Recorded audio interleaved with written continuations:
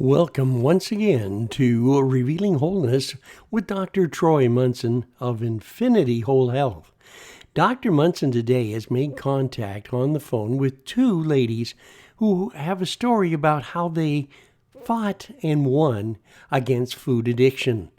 Now here's part one with Dr. Troy Munson. Thank you for listening today on Revealing Wholeness, sponsored by Infinity Whole Health.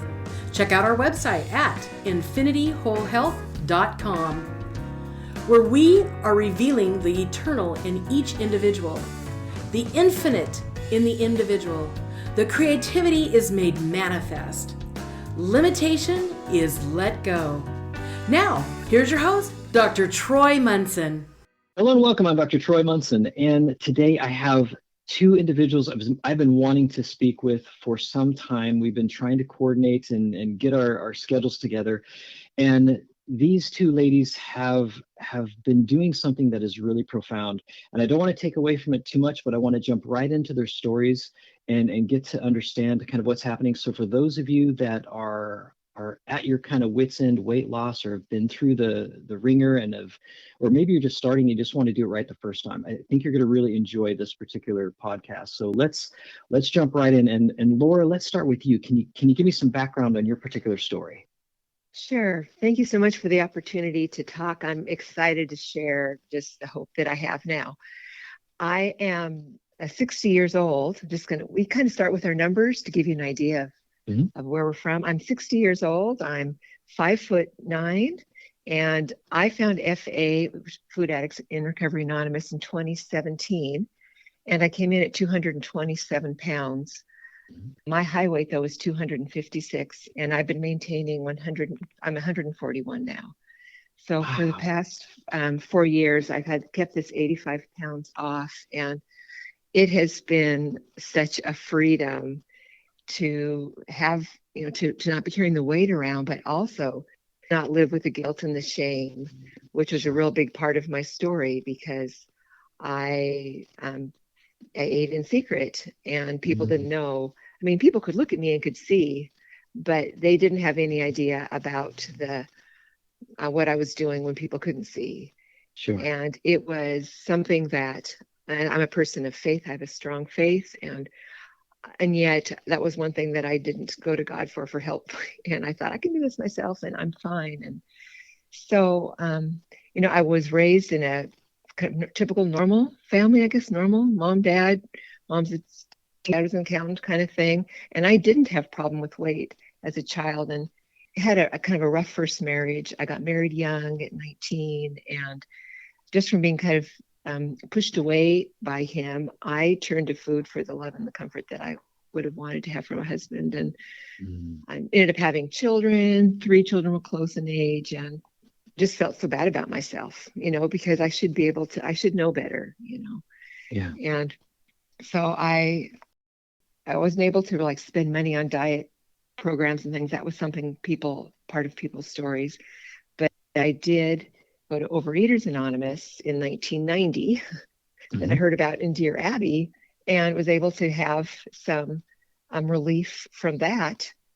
But I lost pounds, and I got down, and I still going back into the food again. And I kind of did that seesaw thing for a while until, actually, kind of a long story, but I ended up my husband left me, and after 24 years, and I got, after 4 years of being single, I got married again to someone who married me even larger. I was large. I was over 200 pounds when we met. And I thought, well, now I'll be able to lose weight, because it was all this other guy's fault that I was heavy. I couldn't stop eating.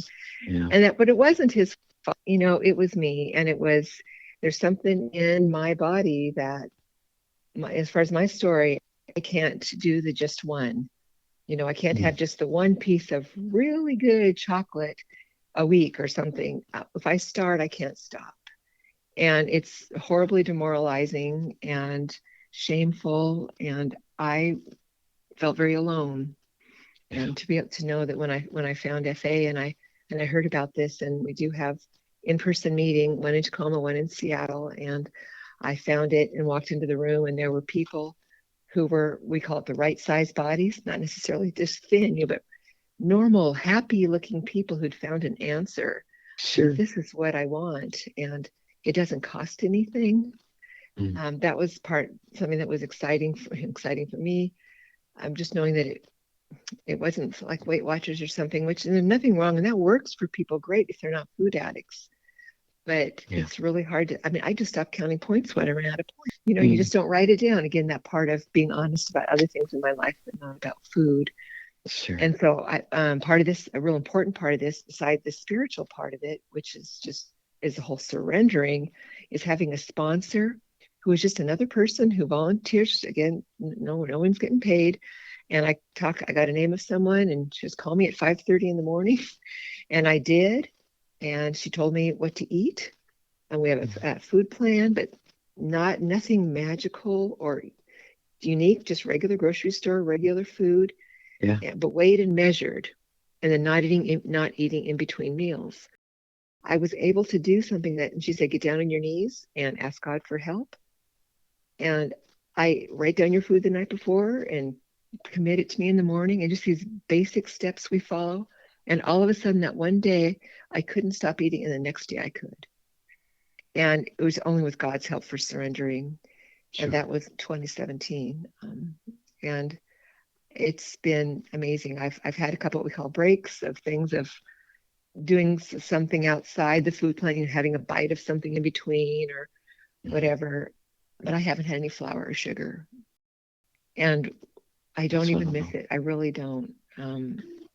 It goes away when you're not for me, when I wasn't imbibing in the substance anymore. May I ask a couple questions? Mm-hmm. Yeah. So we have this kind of getting married at 18, and that's, let's see, that is like 1980. It was 1982. I was 19. It was 1982. Yeah. Okay. And so for the next 8 years, you just started putting on weight, true? Yeah. Yeah. And then at 90, you're like, I need to do something. Mm-hmm. And then you started. So how many programs, may I ask, do you think you've done? I've only done Overeaters Anonymous and this one, and I did Weight Watch successfully once. And I actually lost 50 pounds of Weight Watchers at one time. Yeah. And that actually worked for me at that moment. That time it did. But didn't last. No. Got it. And then what was the realization when you realized, hey, I married somebody else, that it didn't change? It's still me. Right. I don't know. It was just I started to eat.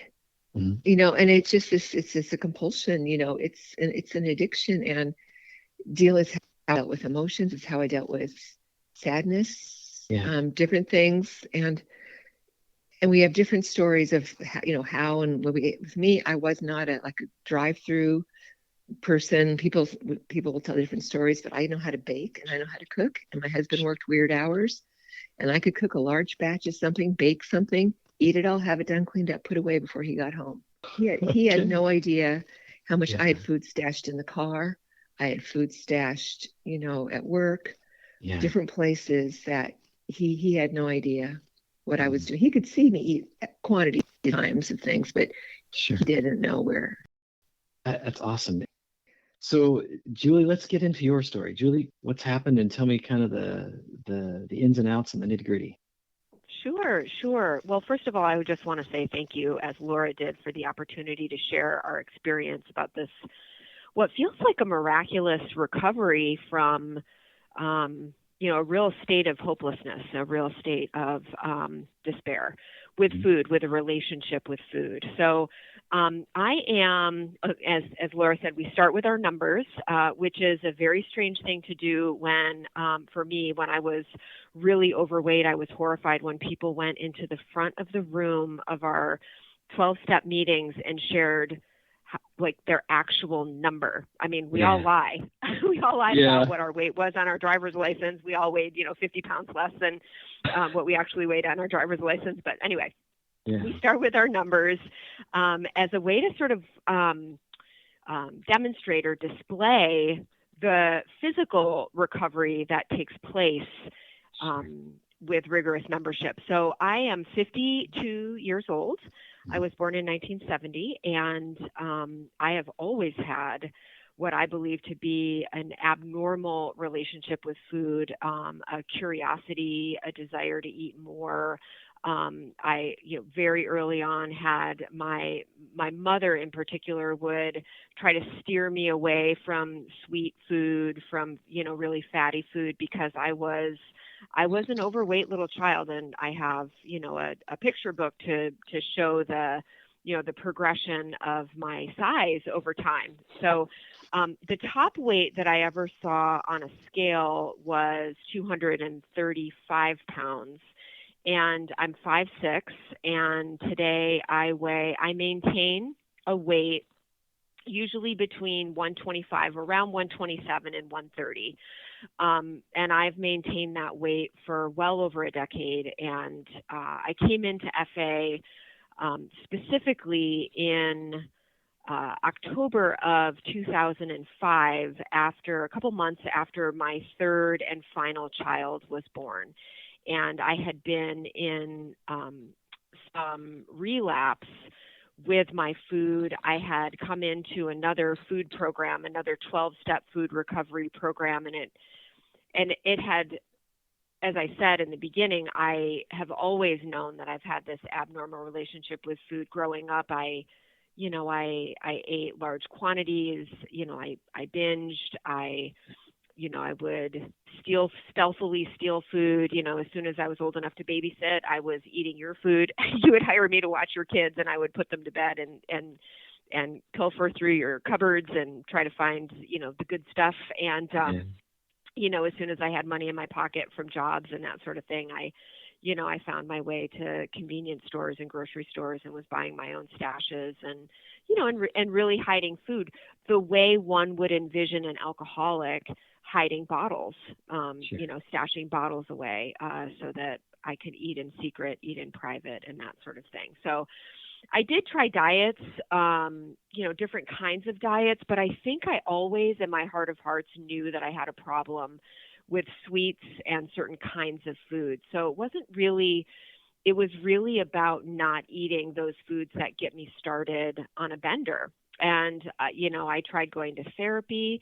I tried, it wasn't called this at the time, but I tried essentially what's now today we call intuitive eating, where I really had a strong focus at trying to legalize all the foods that were so tantalizing to me that I couldn't put them down. I tried to experiment with how to eat them, how to eat small amounts, how to, cut slices of pizza into little squares so that I was really paying attention to my hunger and full cues and triggers. And that stuff, those triggers, those cues in me are just, I don't know what to say about them. They feel like they're either not there or they're somewhat broken or, I can't speak to the science behind it, only as a layperson, but it's different for me. It's different for me. Once I start, I can't predict or control how much I'm going to eat and where it's going to take me. And so I did a lot of what Laura described. I lied. I hid. I made promises all the time that I was going to stop forever. I would throw food out and then I would go back into the garbage and find it. And I know it's, embarrassing to share about to an interviewer, not knowing where the interview goes and who's going to listen. But because there will be people who hear this kind of behavior and roll their eyes and not really understand. But my hope is that if your listeners do have this experience that, that have been grappling with how to eat intuitively or how to only eat 2 cookies or how to only eat 1 slice of birthday cake and then not be obsessed with getting alone with it later on and when will the people leave the party so I can have the rest of the cake, Sure. that we may have an answer for you. So anyway, I've really enjoyed, we don't put a whole lot of focus on what we actually do and don't eat once we stop the addictive loop, because as Laura mentioned, once we actually put the addictive foods down, and we do believe, and this is sort of a new and up and coming idea in the popular press. I think science is looking at this now, and of course we don't speak for science. We're not scientists, but I think popular press is kind of getting on board a little bit here with the idea that certain foods can be addicting, that we have abnormal reactions to certain trigger foods. And that is experientially true for me. Mm-hmm. So, so once I'm able to put down those foods, as an alcoholic will put down the booze, the problem essentially gets removed. And I'm able to focus on, a day at a time, other things that are up in my life that may make me feel like a snack, that make me, sort of then deal with like the emotional triggers. Sure. But I'm unable to really look at my emotional eating or my desires to eat for, I guess, in response to difficult or challenging life circumstances when I'm still deep in the addictive eating loop, if that makes sense. Yeah. And so for both of you, do you feel like there's been people just about with every different type of scenario where they were born overweight, they were always overweight, and all of a sudden they found you guys and it's like, hey, I can totally do this, and they reach their goal weight and they stay there. I mean, that's me. That's you. Okay, I wonder, because that's kind of what it sounded like. Yeah. Yeah, that is me. I mean, there were times when my sort of top normal was about 180 pounds, but there were several times when I had, more challenging experiences in life where I just was kind of off the rails and really truly binging and around the clock. And but once I found FA, the problem really essentially was removed for me because unlike an alcoholic, an alcoholic comes into Alcoholics Anonymous, into a 12-step program, puts the plug in the jug, so to speak, and they have a little bit more control over whether or not they are going to events where there is drinking, right? I mean, sure. Weddings, parties, work events, that kind of thing, but a lot of people can control whether there is booze in the fridge, whether the liquor cabinet still exists in their home. Food addicts, we live in the world.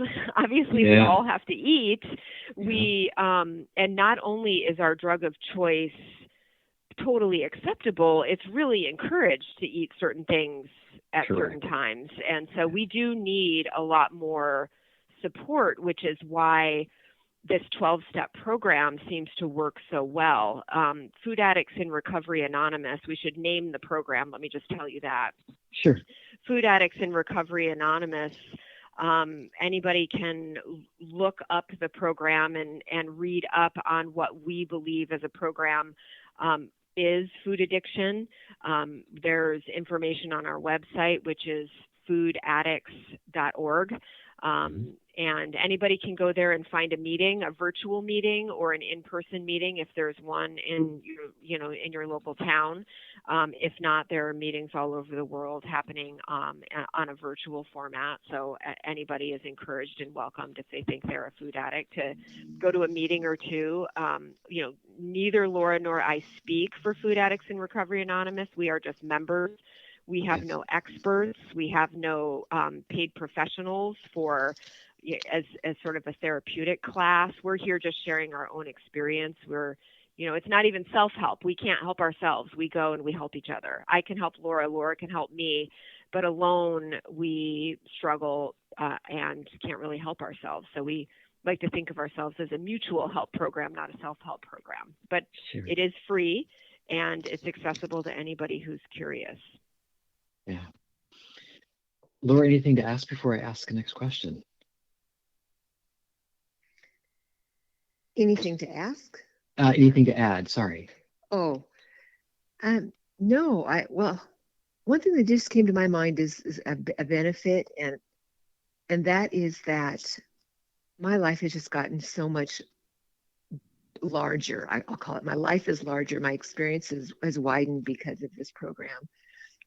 Before, events were always about the food, as Julie was kind of alluding to a little bit. So now, if we're getting together with family and we're celebrating someone's birthday, or we're celebrating a holiday or a graduation or a baby shower, I can go and I can be there for the event. I remember the first baby shower at work. I'm in program, and it was like 3 p.m. So I knew I wasn't going to be eating anything, first of all, because that's not the time that I eat. And second of all, because it would all be sure type stuff. Sure. And I thought, oh no, this is going to be so obvious. I'm not eating. Oh no. Yeah. And I sit down, and people get up to eat. And there's like 4 or 5 other people who didn't get up to eat, who I never had noticed before, because, you don't have to do that. Yeah. And instead of obsessing about the table, which I would have been obsessing in the past of what's over there, how much can I have, how big of pieces are those, can I get some back to my desk later, I was able to talk to the new mom and dad and Sure. be excited about the baby coming, and the whole event. And that's just repeated over all these other things. And so that's just one thing that FA has given to me, and abstinence has given to me, just an appreciation of so much more to life than the food. That's really awesome. Now, if I may, you both probably have seen many people go through this program, true? Mm-hmm. Yes. So, I mean, I have clients that are technically medical wreckage, we call them. They've had the band, they've had stomach removed. I mean, they're a mess on many levels. I've had people go through diet stuff where their literal nutrition is just awful. And so tell me, not obviously without names, but just what have you seen come through? And for those out there that are like, oh, I wonder if they could help me. Can you talk to like those different types or groups of people, or different types of people that have been through there, and you're like, you know what, they do have a lot of success here. Thanks for listening. If you have any questions or comments, you can reach Dr. Munson at 360-893-8586 or email him at chiroman@dr.com. That's chiroman@dr.com. Check out our current workshop schedule on Facebook at Infinity Whole Health.